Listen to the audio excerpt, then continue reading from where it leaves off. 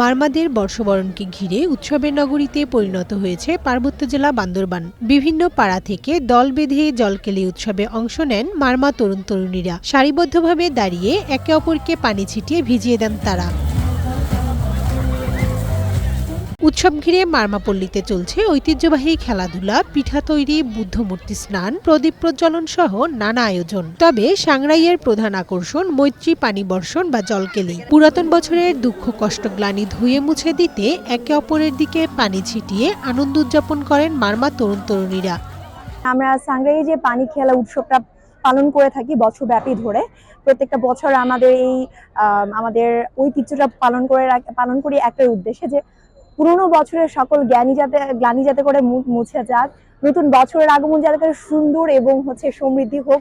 এটার জন্যই আমাদের পানি খেলার উৎসবের মধ্য দিয়ে আমাদের নতুন বছরকে বরণ করে নেওয়া হয়।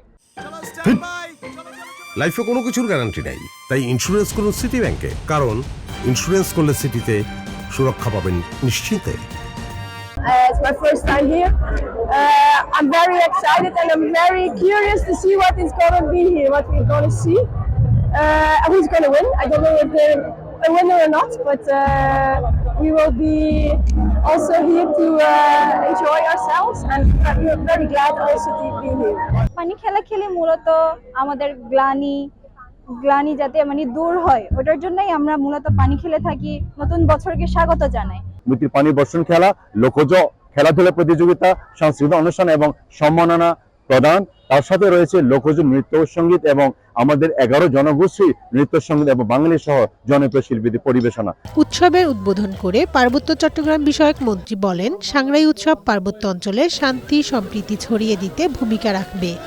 পার্বত্য জেলায় যতগুলো জাতিসত্তা রয়েছে সেই জাতিসত্তার সংস্কৃতি তুলে ধরা, সেই প্রেক্ষাপটে আমরা পার্বত্য জেলা বিষয়ক মন্ত্রণালয় থেকে এখানে যে 13টি জাতি গোষ্ঠীর ভাষাভাষী রয়েছে, ওনারা স্ব নামে এই বিজু উৎসব, সাংরা উৎসব পালন করবেন।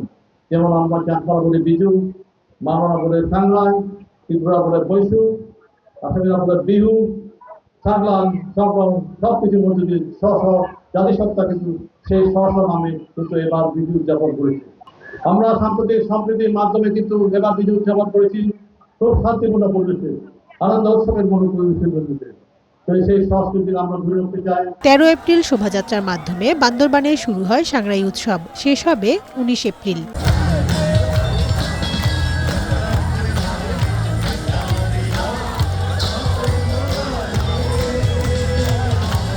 One national desk.